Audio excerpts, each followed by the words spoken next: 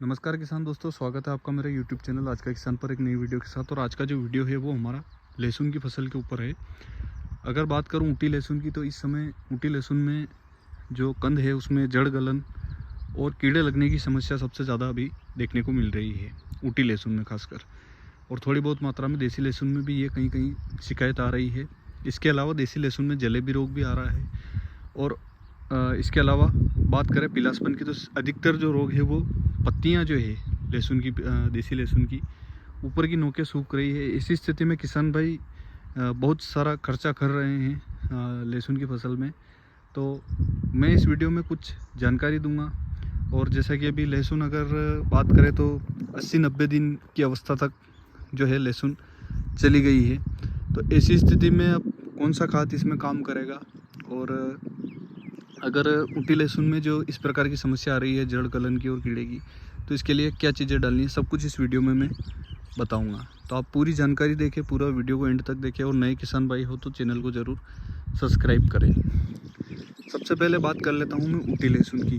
तो अगर जड़ गलन की और कीड़े लगने की समस्या देखने को मिल रही है, तो इसके लिए आप यहाँ पे पिछले वर्ष भी मेरे एक मिलने वाले किसान थे, उनके ये समस्या आई थी, तो उनके मैंने ये चीज़ें डलवाई थी। और इस वर्ष भी उनके क्षेत्र में बारिश ज़्यादा हुई थी। इसके अलावा 60 दिनों की अवस्था में ही उनके इस प्रकार की जो अभी समस्या अधिकतर ऊटी में देखने को मिल रही है, उनके 60 दिनों पे भी ये रोग चालू हो गया था, जड़ गलन का और कीड़े लगने का। तो इसके लिए यहाँ पे बेस्ट और बेस्ट काम करेगा आपके सबसे बढ़िया अगर बात करूँ तो, अगर आपके लहसुन 70 से 90 दिन की बीज की अवस्था में है, तो अगर आपने कैल्शियम नाइट्रेट का यहाँ पे प्रयोग नहीं किया है तो आप यहाँ पे कर सकते हैं।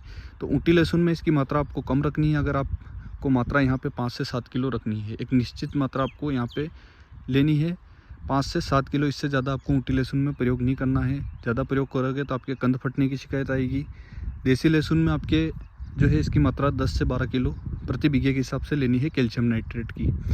अगर इससे ज़्यादा आप मात्रा लोगे तो ये नुकसान भी कर सकता है, हो सकता है आपकी फसल को जलाने का काम भी ये कर दे। इससे कोई कंद बड़ा नहीं होता है, लेकिन इससे जो हमारे भंडारण क्षमता है, जो स्टोरेज क्षमता है, वो इससे बढ़ती है। और थोड़ा पर्दा वगैरह मजबूत इसमें कैल्शियम नाइट्रेट के प्रयोग से फसल में रहता है। तो ऊटी लहसुन में 5 से 7 किलो और देसी लहसुन में 10 से 12 किलो आप इसकी मात्रा रखें। बाकी जो भी कंद फटने वाली है उसमें ये सेम मात्रा आपको रखनी है, चाहे G2 हो चाहे तुलसी लहसुन हो, तो आपको इतनी मात्रा रखनी है। अब अगर फुहारा सिस्टम है आपके पास, तो आप यहाँ पे चाहो तो, अगर आपने पहले कैल्शियम नाइट्रेट का प्रयोग कर लिया है तो आप, फुहारा सिस्टम है तो आप इसको थोड़ा सा रेत के साथ मिला के छिड़काव कर सकते हैं। तो ये चीज़ें मैं बताऊंगा, आप वो ड्रिप के माध्यम से भी दे सकते हैं। और अगर नॉर्मली क्यारी सिस्टम है तो आप इसको पानी में टपकाएं। तो जो जड़ गलन है उसके रोकने के लिए आपको यहाँ पे फंगिसाइड ज़मीन में देना ज़रूरी है। तो इसके लिए सबसे बढ़िया काम करेगा आपके बायर कंपनी की एलाइट। इसका डोज आपको 200 से 250 ग्राम प्रति बीघे का लेना है। इसके साथ आपको 250 ml थायमेग्जम 30% जो एफएस आता है वो लेना है। और 500 ml यहाँ पे कासुगामाजाइन जो एक एंटीबायोटिक आती है, इन तीनों का घोल बना के आपको पानी में टपकाना है। तो आपके बढ़िया काम ये करेगा। चाहे आपकी समस्या 70 दिन पे आ रही है, 80 दिन पे आ रही है, 90 दिन पे आ रही है, तो आप ये चीज़ें डालोगे तो जो पौधे ज़्यादा स्थिति में ख़राब हो गए वो तो सही नहीं हो गए, लेकिन जिनके बचने का चांस है वो सुरक्षित हो जाएंगे। और आप लगभग ये देने के बाद 4 से 5 दिन बाद देखोगे तो आपके जो कीड़ा है वो बिल्कुल भी आपको इसमें दिखाई नहीं देगा। जो लग रहा है सफ़ेद वाइट नुमा वो आपको दिखाई नहीं देगा। और जो जड़ गलन की समस्या आ रही होगी तो उसमें 1-2 जड़ें बच जाएगी, तो आपके पौधे जो है वो थोड़ा बहुत सर्वाइव कर जाएगा। तो आपको ये चीज़ें डालनी है। अब बात कर लेता हूँ पीलासपन की। तो देखिए किसान भाइयों, अगर मैं अभी मेरे लहसुन की बात करूं तो 115 दिन की ये फर्स्ट ऊटी लहसुन है और ये देसी लहसुन है। सेम चीज़ें, सेम खाद डाल रखा है, फिर भी इसमें पीलासपन है और इसमें भी कंद बनना स्टार्ट हो चुका है। तो देखिए, जब आपके लहसुन, देसी लहसुन जो रहती है, कोई सी भी लहसुन, उसमें एक बार का पीलासपन आ चुका है तो वो सही नहीं हो सकता है। तो ऐसी स्थिति में बहुत सारे किसान भाई घबरा जाते हैं। वो 8-10 दिन पे लगभग फंगिसाइड का ज़्यादा प्रयोग करते हैं। तो मेरे हिसाब से आप फंगिसाइड का केवल एक बार प्रयोग करें, लगभग 15 से 20 दिन के अंतराल पे प्रयोग करें। चाहे आपका लहसुन पीला पड़ रहा है, नोके सूख, देखिए जो चीज़ जो नोके सूख गई है वो तो सही नहीं हो सकती है, लेकिन आपको ध्यान रखना है जो भी नई पत्तियां हैं इनको सुरक्षित रखना है। नए पत्ते में आपको पीलापन नहीं दिखना चाहिए। और इसके लिए आप यहाँ पे सबसे पहला काम तो थ्रिप्स को आप कंट्रोल करें। तो थ्रिप्स के लिए आप यहाँ पे प्रोफेनोफास प्लस इमिडा का कॉम्बिनेशन ले सकते हैं, लेमड़ा का ले सकते हैं इसके साथ। अगर थोड़ी बहुत समस्या ज़्यादा है तो आप यहाँ पे 40-40 ले सकते हैं। 40-40 के साथ क्रॉस में लेमड़ा या प्रोफेनो ले सकते हैं। इसके अलावा हद से ज़्यादा समस्या हो रही है, आपको लग रहा है कि थ्रिप्स ज़्यादा आ चुका है, पीला और काला थ्रिप्स, तो आप यहाँ पे 25-25 ml प्रोफेनो लेमड़ा और इसके साथ 40-40 10 ग्राम ले सकते हैं। इसके अलावा आप यहाँ पे इसके बाद भी अगर आपको लग रहा है तो इससे हेवी टेक्निकल आप डव कंपनी की डेलीगेट ले सकते हैं, या फिर इसके अलावा आप यूपीएल कंपनी का जो अपना ऊलाला होता है वो ले सकते हैं। ऊलाला का डोज 10 ग्राम प्रति टंकी के हिसाब से ले सकते हैं, 10-12 ग्राम। डेलीगेट का आप यहाँ पे डोज 15 से 20 ml प्रति टंकी के हिसाब से ले सकते हैं। तो ये थोड़ी हेवी दवाइयाँ हैं, लेकिन स्टेप बाय स्टेप आप डालते रहें इनको।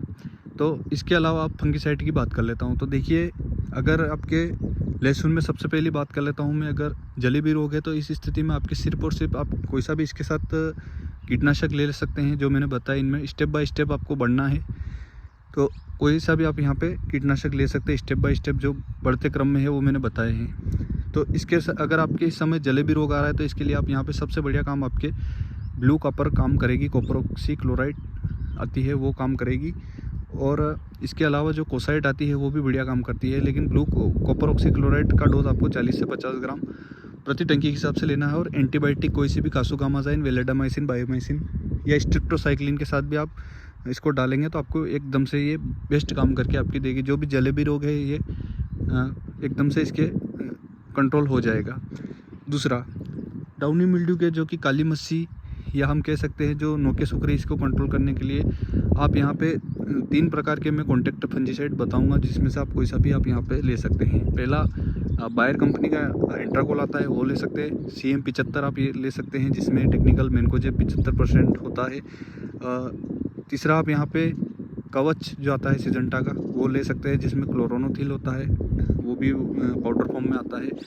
इसके साथ आप यहाँ पे सिस्टमेटिक फंगिसाइड 4-5 बताऊंगा, जो आपको उचित लगे वो आप यहाँ पे डाल सकते हैं। अगर 90 दिन की अवस्था हो चुकी है तो आप यहाँ पे बायर कंपनी का नेटिवो ले सकते हैं, या फिर आप नेटिवो की जगह एमिस्टार टॉप ले सकते हैं सिजेंटा कंपनी का, या इसके अलावा आप BSF की मेरीवन फंगिसाइड आती है वो ले सकते हैं। या फिर इसके साथ आप हद से ज़्यादा आपके नोके सूखने की शिकायत आपको लग रही है कि ज़्यादा फास्ट हो रही है, तो आप यहाँ पे BSF कंपनी की जो सिग्नम आती है वो ले सकते हैं। या फिर आप यहाँ पे फ्लिक्स ऊपर ले सकते हैं कृषि रसायन की, या फिर बायर कंपनी का प्रोफाइलर जो आता है वो जड़ गलन और जो भी आपके काली मस्ती है इसको रोकने का काम करेगा। तो ये आप ले सकते हैं। जो 4-5 फंगिसाइड है जो आपको मिल जाए वो आप यहाँ पे ले सकते हैं। इसके अलावा आप चाहो तो यहाँ पे पोलीराम एक्रोबेट जो आता है इसका भी आप यहाँ पे प्रयोग कर सकते हैं। जो देखिए, जो नोके सूख गई वो सही नहीं हो सकती है। और एक देसी लहसुन है, देसी लहसुन में स्वाभाविक सी बात है पीलासपन हल्का फुल्का तो आपको देखने को मिलेगा ही मिलेगा। और जैसे ही 90 दिन की अवस्था होती है तो इसमें पीलासपन आता ही आता है। ऊटी में भी आपको मेरे पीलासपन दिख रहा होगा। अभी इसमें मैंने स्प्रे लगभग मान के चलिए एमिस्टार टॉप का स्प्रे कर रखा है, फिर भी इसमें पीलासपन आपको देखने को मिल रहा है। तो फंगिसाइड आपके जो पीलासपन है उसको रोकने का काम करेगा। जो पीला पड़ चुका है पौधा वो वहीं का वहीं रुक जाएगा। बाकी आप सोच रहे हैं कि हम 8 दिन में स्प्रे करेंगे तो हमारा लहसुन हरा हो जाएगा, तो वो नहीं हो सकता है। अब अगर आपका लहसुन यहाँ पे 90 दिन की अवस्था में है तो मैं सजेस्ट करूँगा आप यहाँ पे जो भी टॉनिक है जिसमें पोटेशियम की मात्रा अच्छी खासी हो वो यहाँ पे आप यूज़ करें। तो इसके लिए बेस्ट अभी आपके 90 दिन की अवस्था है। 80 दिन अगर लहसुन ऊटी लहसुन में पार हो चुके हैं तो मैं यहाँ पे सजेस्ट करूँगा मिक्स माइक्रोन्यूट्रिएंट के साथ साथ पोटाश की सबसे बढ़िया पूर्ति आपके लहसुन को भी है।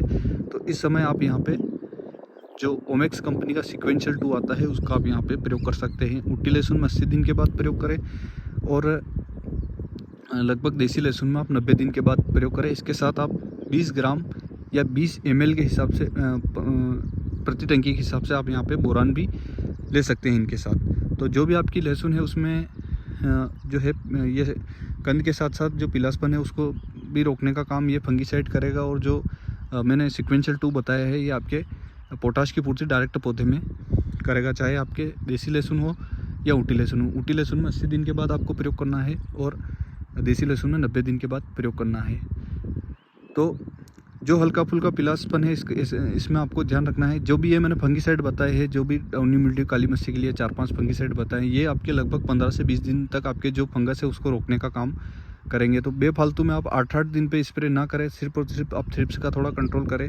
और अगर आपने पहले स्प्रे में फंगिसाइड का यूज़ कर लिया है और 8 दिन आप रिपीट में स्प्रे कर रहे हैं कोई सा भी अगर थ्रिप्स के लिए, तो आप यहाँ पे हो सके तो आप केवल और केवल सिंगल स्प्रे थ्रिप्स का करें। फिर 20 दिन निकल जाए उसके बाद आप यहाँ पे फंगीसाइड का स्प्रे करें। तो ध्यान रखें, आपको बार बार फंगीसाइड का ज़्यादा प्रयोग नहीं करना है। कम से कम एक फंगीसाइड का आपको लगभग 15 से 20 दिन आपको वेट करना है, उसके बाद ही आप प्रयोग करें। तो उम्मीद करता हूँ आपको जानकारी पसंद आई हो तो प्लीज़ वीडियो को लाइक करें और चैनल को और वीडियो को ज़्यादा से ज़्यादा शेयर करें। धन्यवाद। जय जवान, जय किसान, जय हिंद, जय भारत।